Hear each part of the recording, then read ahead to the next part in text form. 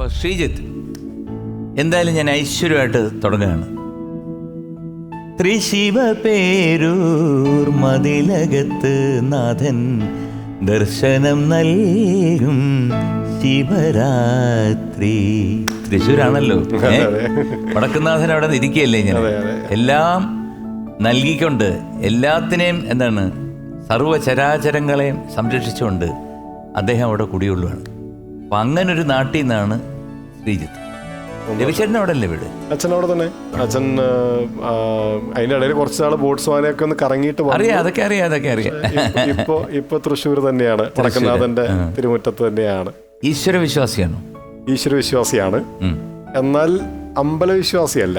അല്ല. That means ഈശ്വരനിൽ വിശ്വാസമുണ്ട്. എല്ലാ ഈശ്വരന്മാരിലും നിങ്ങൾ പല പേരുകളിൽ വിളിക്കുന്ന എല്ലാ ഈശ്വരന്മാരിലും വിശ്വാസമുണ്ട്. അതായത് നമ്മുടെ പരിധിക്ക് അപ്പുറത്ത് നിൽക്കുന്ന എന്തോ ഉണ്ട് എന്ന്. അതിന്റെ പേരാണ് ദി എറ്റേണൽ പവർ. അതെ, ഈ അച്യുതണ്ട് തിരിക്കുന്നത് ആ ഒരു പവറാണ്. അപ്പൊ സയൻസിന് എക്സ്പ്ലെയിൻ ചെയ്യാൻ പറ്റാത്ത എന്റെ പഴയ മാഷുണ്ട്, ഞങ്ങളുടെ തോമസ് മാഷിന്റെ അവിടെ ആന്റണി മാഷ് എന്ന് പറഞ്ഞൊരു, പി സി തോമസിന് എല്ലാവർക്കും അറിയാവുന്നതാണ്. അദ്ദേഹത്തിന്റെ അവിടെ കെമിസ്ട്രി പഠിപ്പിച്ചത് ആന്റണി മാഷുണ്ട്. അപ്പൊ ആന്റണി മാഷ് എപ്പോഴും ഈ എൻട്രൻസ് ട്യൂഷന്റെ ഇടയിൽ ഓരോന്ന് സയൻസ് ആണല്ലോ, അപ്പോൾ ഈ സയൻസിന്റെ പല കാര്യങ്ങളും പറയും.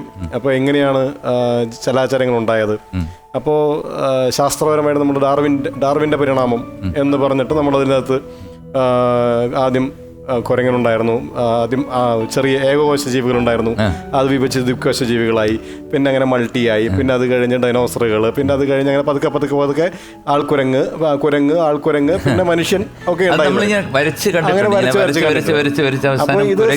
അതെ. അപ്പൊ ഇത് അങ്ങനെ മനുഷ്യനുണ്ടായി എന്ന് പറയും. പക്ഷെ അപ്പൊ ഇത് അല്ല, പക്ഷെ ഈ പറഞ്ഞ ആദ്യത്തെ ഈ ഏകകോശ ജീവികൾ എങ്ങനെയാണ് ഉണ്ടായത് എന്ന് ചോദിക്കും. അപ്പോൾ സയന്റിസ്റ്റിനോട് ചോദിച്ചു, എങ്ങനെയാണ് ഈ ഏകകോശ ജീവികൾ ഉണ്ടായെന്ന് ചോദിച്ചു. അപ്പോൾ ഇത് പിന്നാക്കം പോയി ആ ഭൂമിയിൽ അങ്ങനെ പല നൈട്രോമീൻസ്, അമിനോ ആസിഡ്സ് എന്നൊക്കെ പറഞ്ഞ് അങ്ങനെ എക്സ്പ്ലനേഷൻ വന്നു. എനിക്ക് അതിന്റെ ഡീറ്റെയിൽ അറിയില്ല, ശാസ്ത്രം ചോദിക്കരുത്, ഇപ്പോൾ കുറേ വർഷമായി. അപ്പോൾ അതിനുശേഷം അപ്പോൾ ഭൂമി ഉണ്ടായ കഥയിലേക്ക് വന്നു. അപ്പോൾ ഭൂമി ഉണ്ടായതിനുള്ള കാരണം പല എലിമെന്റ്സ് കൂടി ചേർന്ന് സൂര്യനിൽ ഒരു പൊട്ടിത്തെറി ഉണ്ടായി, ബിഗ് ബാങ് തിയറി എന്ന് പറഞ്ഞിട്ട് അങ്ങനെ ഉണ്ടായി. അപ്പോൾ ചോദ്യം വന്നു, സൂര്യൻ എങ്ങനെ ഉണ്ടായെന്ന് ചോദിച്ചു.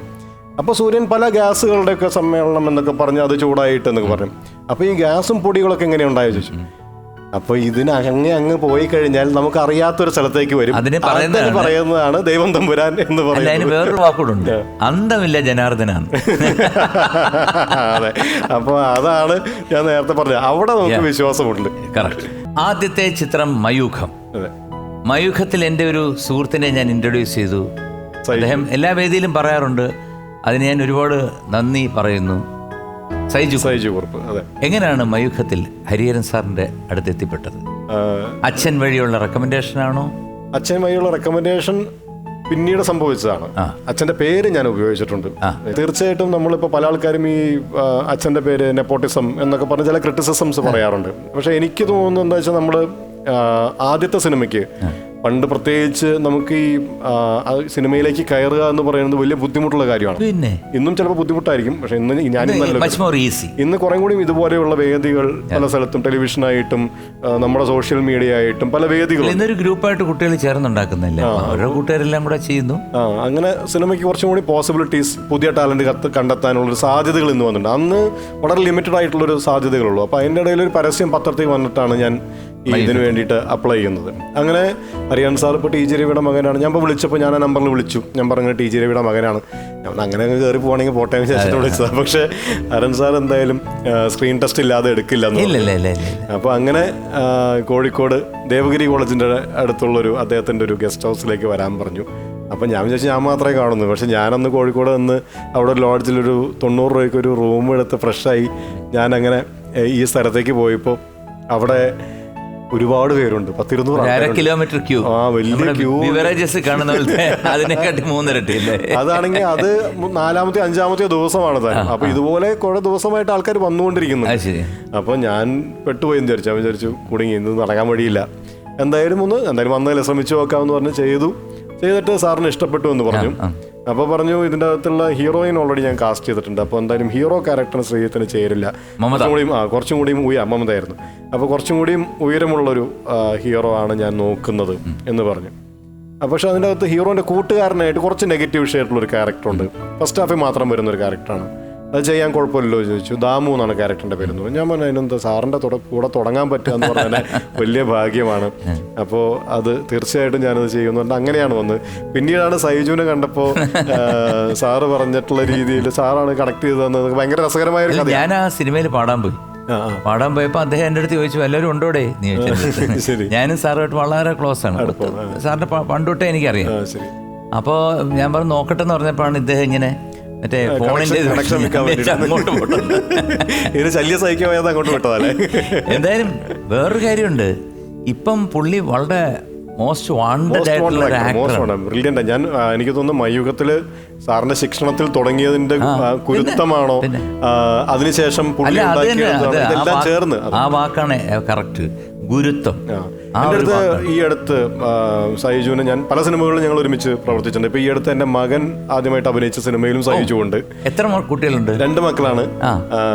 മൂത്തയാള് ഋജുരശ്വ, രണ്ടാമത്തെ ആള് ഋതുഞ്ജയ്. രണ്ടാമത്തെ ആള് ഇപ്പോ പ്രകാശം പറക്കട്ടെ എന്ന് പറഞ്ഞ സിനിമയില് പ്രധാനപ്പെട്ട ഒരു വേഷം ചെയ്തു. അപ്പോ ഈവൻ ഈ പ്രകാശം പറക്കട്ടയിലും സൈജു ഉണ്ട്. അപ്പൊ എനിക്ക് ഭയങ്കര കോയിൻസിഡൻസ് ആയി തോന്നി. കാരണം ഞാൻ തുടങ്ങിയ സിനിമയിലും സൈജു, മോൻ തുടങ്ങിയ സിനിമയിലും സൈജു. അപ്പോൾ ഭയങ്കര ഇപ്പോ സൈജു അന്നത്തെക്കാൾ കൂടുതൽ എനിക്ക് തോന്നുന്നു ആസ് ആൻ ആക്ടർ ഭയങ്കരമായിട്ട്, ആസ് ആൻ ആക്ടർ പ്രത്യേകിച്ച് ഞാൻ എടുത്ത് പറയുന്നത് ഭയങ്കരമായിട്ട് കോമഡി ചെയ്യുക എന്ന് പറയുന്നത് വളരെ ഈസി ആയിട്ടുള്ള കാര്യമല്ല. അതിപ്പോ പുള്ളി ചെയ്യുന്നുണ്ട്. പുള്ളി ഭയങ്കര സുമുഖനായ ഒരു കോമഡി നടനായിട്ട്. അപ്പൊ അങ്ങനെയാണ് മയൂഖത്തിൽ എത്തിപ്പെട്ടത്. അതിനുശേഷം എത്ര ചിത്രങ്ങൾ? എനിക്കൊന്നും എണ്ണിയിട്ടില്ല. പക്ഷെ ഒരു 10 ചെറുതും വലുതുമായിട്ട് 100-200 സിനിമകൾ മലയാളത്തിലും തമിഴിലും ഇപ്പോൾ ഒരു കന്നഡ സിനിമ ഒക്കെ ആയിട്ട് ചെയ്യാൻ പറ്റിയിട്ടുണ്ട്. അപ്പൊ അന്ന് വാങ്ങിച്ച റെമ്യൂണറേഷൻ ഒക്കെ മാറി ഇപ്പോഴല്ലേ? അന്ന് ആദ്യത്തെ 3 സിനിമയിലൊന്നും കിട്ടിയിട്ടില്ല. അത് പക്ഷെ നമ്മൾ അന്ന് അതൊരു ഇൻവെസ്റ്റ്മെന്റ് ആണല്ലോ. നമ്മളെ സംബന്ധിച്ച് എനിക്ക് അതിലൊരു പ്രയാസമില്ല. ഇപ്പോൾ ഇന്ന് എൻ്റെ മകനൊക്കെ പൈസ വാങ്ങിച്ചു തുടങ്ങി. ഒരു സിനിമയിൽ അഭിനയിച്ചപ്പോഴേക്കും അവന് റെമ്യൂണറേഷൻ ഉണ്ട്. എൻ്റെ ഭാര്യ സിനിമയിൽ അഭിനയിക്കുന്നു, അവർക്ക് റെമ്യൂണറേഷൻ ഉണ്ട്. ഒരു പരസ്യങ്ങൾ ചെയ്യുന്നു, അവർക്ക് റെമ്യൂണറേഷൻ ഉണ്ട്. എനിക്ക് മാത്രം ആദ്യത്തെ സിനിമയിൽ എനിക്കൊന്നും കിട്ടിയിട്ടില്ല. അപ്പൊ എനിക്ക് ചെറിയൊരു ചമ്മലുണ്ട് ആ കാര്യത്തിൽ. പക്ഷേ കുഴപ്പമില്ല. പക്ഷേ വർഷങ്ങൾക്ക് ശേഷം എൻ്റെ ഏറ്റവും വലിയ സന്തോഷം 15 വർഷങ്ങൾക്ക് ഇപ്പുറം ഞാൻ ഇപ്പോഴും സിനിമയിലുണ്ട് എന്നുള്ളത്. അത് നിങ്ങൾ തൊട്ട കൈ ഹരൻ സാറിൻ്റെയാണ്. ഒരിക്കലും അതിനൊരു എന്താണ് പറയുന്നത്, ഒരു മങ്ങലുണ്ടാവും.